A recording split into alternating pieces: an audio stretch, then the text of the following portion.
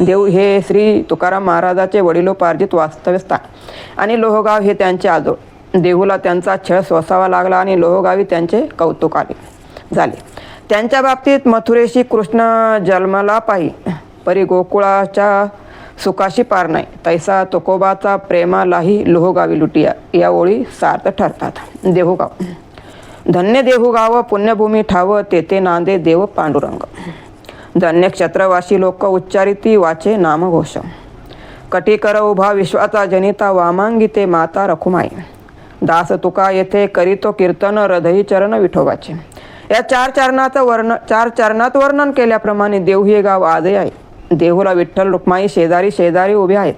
समोर गरुडा पारावर गरुड हनुमंत हात जोडून उभे आहेत.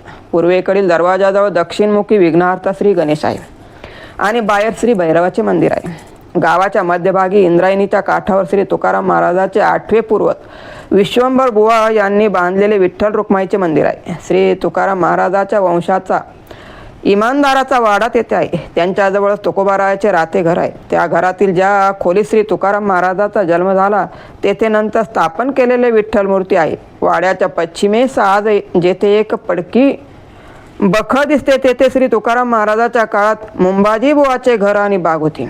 नदीच्या काठाने दक्षिण दिशेकडे मैलभर लांबीचा मोठा डोह लागतो. त्या डोहाजवळ गोपाळपूर असून तेथे खूप जुना पिंपरीचा वृक्ष आहे. त्याच वृक्षाखाली तुकोबाचे अखेरचे कीर्तन झाले व तेथूनच त्यांनी प्रयाण केले. त्यांच्या पुढे अर्धा 1 किलोमीटर अंतरावर करंजाईचे स्थान आहे.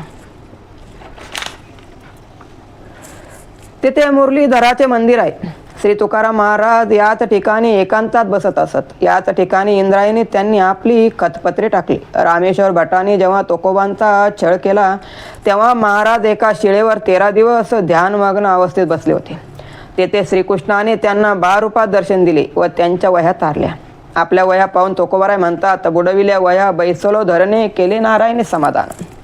या शिळेला भक्तांनी अत्यंत पवित्र व पूज्य ठरविले व ती ढकलीत विठ्ठलाच्या मंदिरात आणली. तुकाराम महाराजाची पहिली पत्नी रखमा हिचे वृंदावन जेथे आहे त्याला टेकून ती शिळा ठेवली. आजही ती तेथेच आहे.